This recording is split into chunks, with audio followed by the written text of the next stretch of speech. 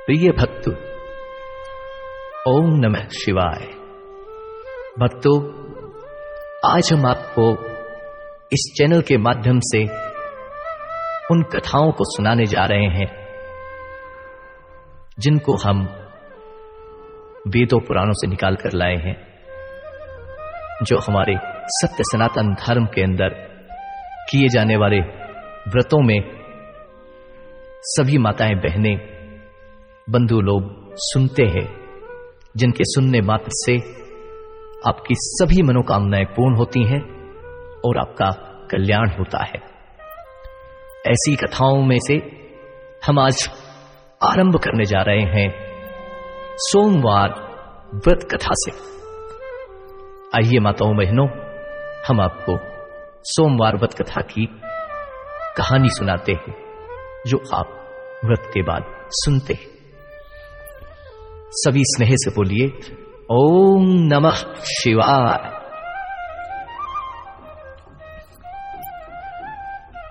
एक साहूकार जो बहुत ही धनवान था, उसको धन आदि किसी बात की कोई कमी नहीं थी, परंतु पुत्र न होने के कारण वह अत्यंत दुखी था।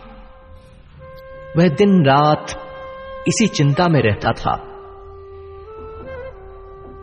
और इसीलिए वह पुत्र की कामना के लिए प्रति सोमवार को शिवजी महाराज का व्रत और पूजन किया करता था। सायकाल को शिवजी के मंदिर में जाकर दीपक जलाया करता था। उसके इस भक्ति भाव को देखकर एक समय श्री पार्वती जी ने शिवजी महाराज से कहा, हे महाराज, यह साहूकार आपका अनन्य भक्त है और सदैव आपका व्रत और पूजन बड़ी श्रद्धा के साथ करता है, अतः इसकी मनोकामना पूर्ण करनी चाहिए। शिव जी ने कहा, पार्वती जी, यह संसार कर्म क्षेत्र है। जैसे किसान खेत में जैसा बीज बोता है वैसा ही फल काटता है, उसी तरह संसार में जो जैसा कर्म करते हैं वैसा ही फल भोगते हैं।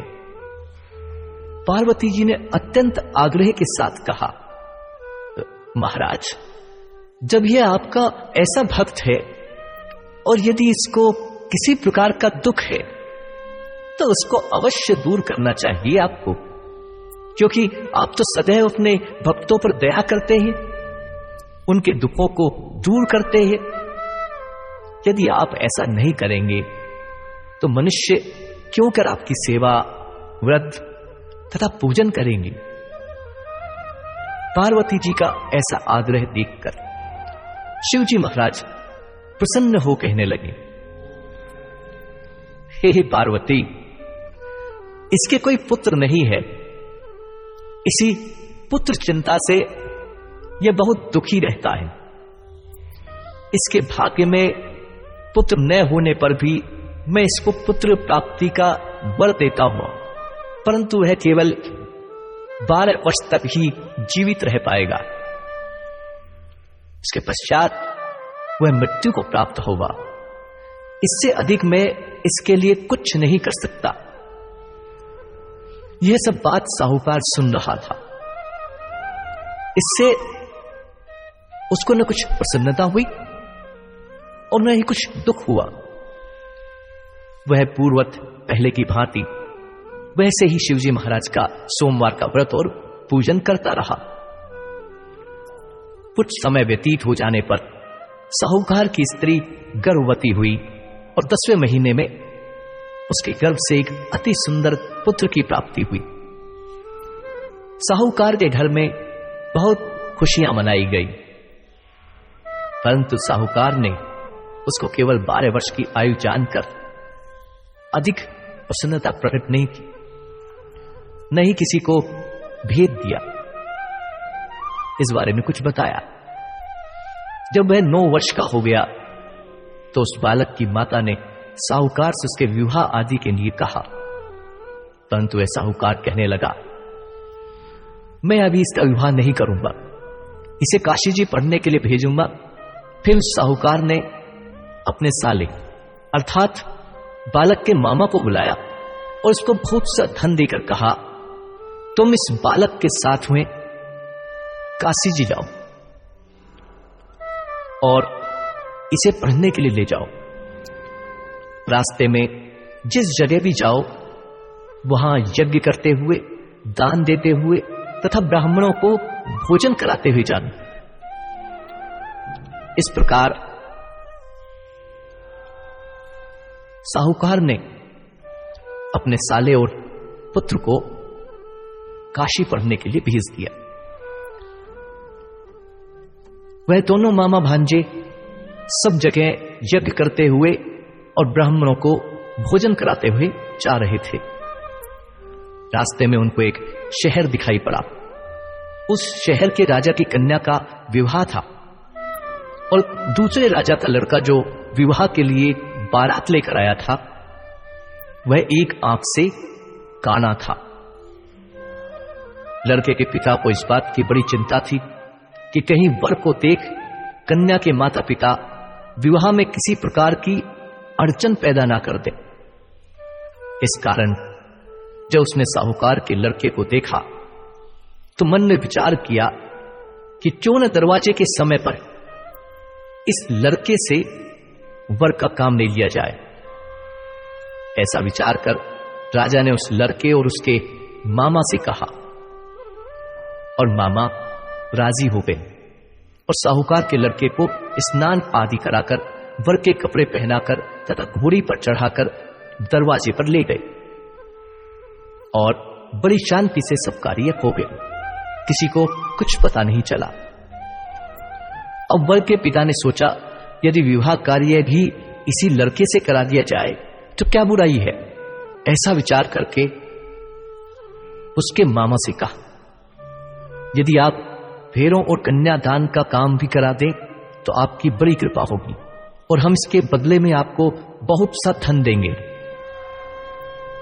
लड़के के मामा ने स्वीकार कर लिया और विवाह कार्य बहुत अच्छी तरह से संपन्न हो गया। परंतु जिस समय लड़का जाने लगा तो उसने राजकुमारी की चुनरी के पल्ले पर लिख दिया कि तेरा विवाह तो मेरे साथ हुआ है, परंतु जिस राजकुमार के साथ तुमको भेजेंगे वह एक आंख से काना है और मैं तो काशी जी पढ़ने जा रहा हूं। उस राजकुमारी ने जब अपनी चुनरी पर ऐसा लिखा हुआ पाया तो उसने राजकुमार के साथ जाने से इनकार कर दिया और कहा, यह मेरा पति नहीं है, मेरा विवाह इसके साथ नहीं हुआ, वह तो काशी जी पढ़ने गए हैं। राजकुमारी के माता पिता ने अपनी कन्या को विदा नहीं किया और बारात वापस चली गई। उधर सेठ का लड़का और उसका मामा काशी जी पहुंच गए। वहां जाकर उन्होंने यज्ञ करना और लड़के ने पढ़ना शुरू कर दिया। जब लड़के की आयु 12 वर्ष की हो गई तब एक दिन उन्होंने यज्ञ रच रखा था। लड़के ने अपने मामा से कहा, मामा जी आज मेरी तबीयत कुछ ठीक नहीं है। मामा ने कहा, अंदर जाकर सो जाओ। लड़का अंदर जाकर सो गया और थोड़ी देर में उसके प्राण निकल गए। जब उसके मामा ने आकर देखा कि वह मुर्दा पड़ा है तो उसको बहुत दुख हुआ और उसने सोचा कि मैं अभी रोना पीटना मचा दूंगा तो यज्ञ का कार्य अधूरा रह जाएगा। अतः उसने जल्दी से यज्ञ का कार्य समाप्त कर ब्राह्मणों के घर जाने के पश्चात रोना पीटना आरंभ कर दिया। संयोगवश उस समय शिवजी महाराज और पार्वती जी उधर से जा रहे थे। जब उन्होंने जोर जोर से रोने पीटने की आवाज सुनी तो पार्वती जी शिव को कहने लगी।